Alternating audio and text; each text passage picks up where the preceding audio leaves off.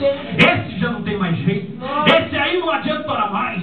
Esse aí não adianta fazer campanha. Esse aí não adianta você vir cedo para a igreja e vir no culto de noite, dobrar o joelho por ele aqui. Esse não adianta. O diabo fica dizendo para você que não adianta estar aqui nesta noite. O diabo fica dizendo para você que não tem porquê você estar aqui, que não precisa mais. Mas a última palavra na tua vida é de Jesus Cristo, dizendo: creia. Creia que a vitória está chegando. Creia que a tua vitória vai chegar. Creia que você vai ver alegria dentro da tua casa. Creia que você vai ter vitória nessa noite. Eu creio em nome de Jesus. E a Bíblia ainda diz da mulher do fluxo de sangue. Esta mulher do fluxo de sangue, a Bíblia diz que 12 anos batendo a porta dos médicos. Imagina que ela chegava até o médico e chegava lá: doutor fulano e tal. Sim, sou eu. Eu estou com um fluxo de sangue e esse sangue não para. Eu preciso de uma bênção na minha vida. O senhor pode me ajudar? O médico olha para ela e diz assim: não, eu não posso. Talvez um outro médico amigo meu possa. E aquela mulher vai correndo de médico em médico, de lugar em lugar. E a Bíblia diz que assim foi 12 anos. Imagine você gastar tudo que você tem, o teu carro, a tua casa, os teus bens, tudo vendendo por causa de uma enfermidade. E cada vez que você chega no médico, o médico olha para você e diz assim: o teu problema não tem solução. Mas você não perde a paciência, você não fica em depressão. Você não vai chorar dizendo assim: eu sou a pior pessoa do mundo, parece que Deus esqueceu de mim. De maneira nenhuma. Você continua buscando e vai batendo. Só que o que aconteceu com essa mulher aqui é que ela ficou 12 anos batendo na porta do homem. Só que o dia que ela tocou Jesus, ela recebeu a sua vitória, porque tocou na porta certa. E por que ela não recebeu vitória antes? Presta atenção. Porque se ela tivesse recebido a sua vitória antes, ela nunca teria conhecido a Jesus. Sabe por que Deus permite muitas pessoas sofrer? Sabe por que Deus permite que muitas pessoas venham chorar e ter muitas lágrimas na sua vida?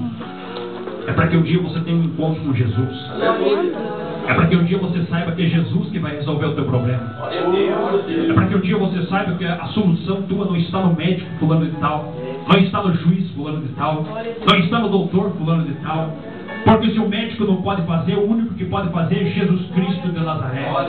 Só Ele pode mudar a tua vida. Só Ele pode restaurar a tua família. Só Ele pode curar da tua enfermidade que você acha que não tem solução. A Bíblia ainda fala de um homem, 38 anos paralítico, 38 anos à beira de um tanque. João capítulo 5. A Bíblia diz que esse homem estava lá numa condição deplorável. Por quê? Porque imagine um homem paralítico, sem poder levantar, deitado em um lençol, que os judeus chamavam de cama, que era um lençol estendido. E aquele homem está ali deitado todos os dias. Só que a Bíblia diz em João 5, se você ler, você vai ver, que Jesus sabia que aquele homem estava naquela condição há muito tempo. Por quê? Porque faziam 38 anos que esse homem estava no templo. E Jesus ia ao templo desde os seus 12 anos de idade. Desde a infância de Jesus, Jesus passava e observava aquele homem paralítico sofrendo. Só que nunca pôde fazer nada. Jesus olhava aquele homem chorando, talvez se arrastando, com misericórdia, mas nada poderia fazer. E você pergunta: mas por quê? Porque ainda não era o tempo.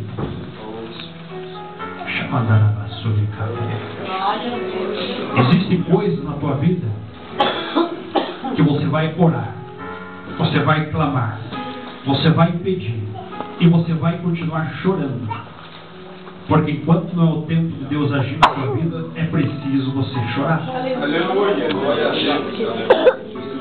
Essa história eu vejo bem. E a Bíblia diz que Jesus se aproxima daquele homem e fala para ele assim: querem ser curado?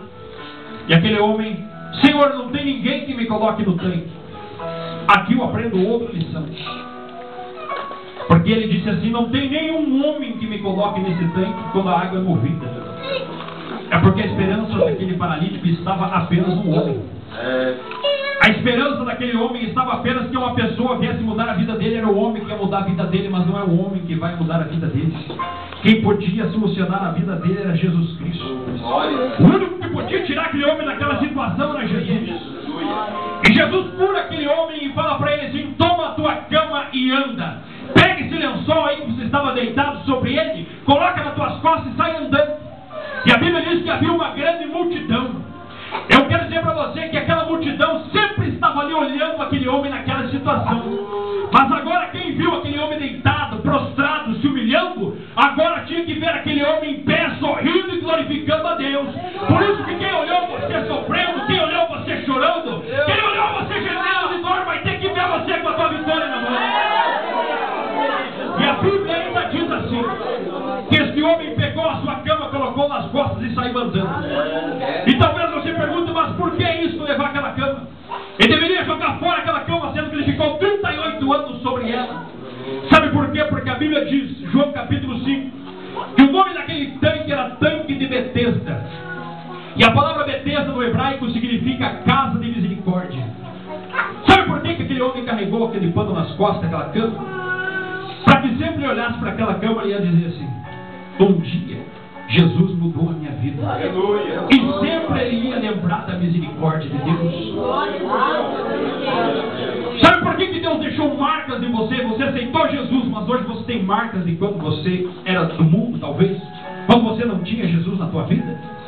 Porque essas marcas ficaram para você lembrar que se não fosse a misericórdia dele, aonde você estaria neste momento?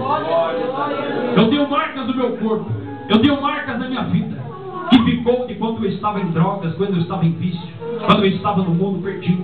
Só que cada vez que eu olho e eu lembro, Jesus é grande e é todo poderoso. Louvado seja o nome de Jesus, porque Ele teve misericórdia de mim, como teve de você também. Mas a Bíblia ainda vai mais longe, por isso que eu gosto dela. A Bíblia Sagrada diz, e nos faz entender aqui, que o profeta Isaías estava sofrendo, estava chorando. Mas Deus mostrou para ele uma grande visão aqui. E eu disse para você aqui que Deus se revelou para ele a primeira coisa, mostrando que chegou o tempo de parar de confiar nas coisas da terra e começar a confiar nas coisas do céu. Deus não vai responder a tua oração enquanto não for o tempo. Diga comigo: Deus não vai responder a minha oração enquanto não for o tempo. Quantos aqui lembram de Jacó? Já ouviram falar de Jacó? Jacó tinha um filho que ele amava. O nome dele era José. Certo dia pegaram José, colocaram numa cova. E a notícia que chegou para Jacó em casa foi essa: seu filho morreu. O animal feroz pegou ele e só sobrou essa túnica cheia de sangue aqui. E a Bíblia diz, se você for ler lá, que Jacó chorou por muitos e muitos dias. Imagine você receber a notícia de que o filho que você amava morreu. A Bíblia diz que esse homem começa a chorar, e foi chorando, e foi chorando. Só que em nenhum momento você vai ler na Bíblia Sagrada que Deus foi lá para Jacó e disse assim: Jacó, levanta aí, rapaz, para de ficar triste porque teu filho está vivo lá no Egito. Não, Deus não fez isso. E José estava vivo no Egito. Só que Deus não falou nada para Jacó. Por quê? Por que permitiu Jacó ficar chorando durante 13 anos que José estava no Egito? Por que nesses 13 anos que José foi para o Egito e estava vivo lá, Deus não avisou o pai dele? Porque se ele avisasse, estragaria o projeto de Deus na vida do rapaz. Porque tem coisas que não é você que vai fazer para o teu filho. Não adianta você querer mudar a vida do teu filho, mudar teu esposo, mudar tua esposa na força, do teu jeito, com as tuas palavras. Você não vai mudar. É quem vai fazer a obra na tua vida é Deus, é do jeito dele. Por isso você tem que confiar nele.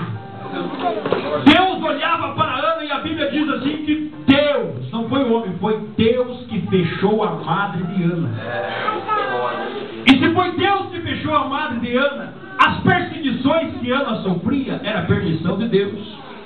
As lágrimas que Ana chorava era permissão de Deus. As afrontas que Ana sofria era permissão de Deus.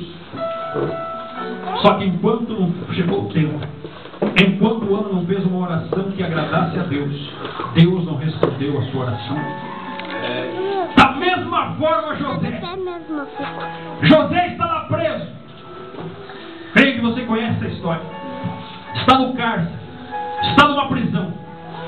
Um jovem que tinha promessa, um jovem que tinha sonho, Como muitos aqui têm sonho.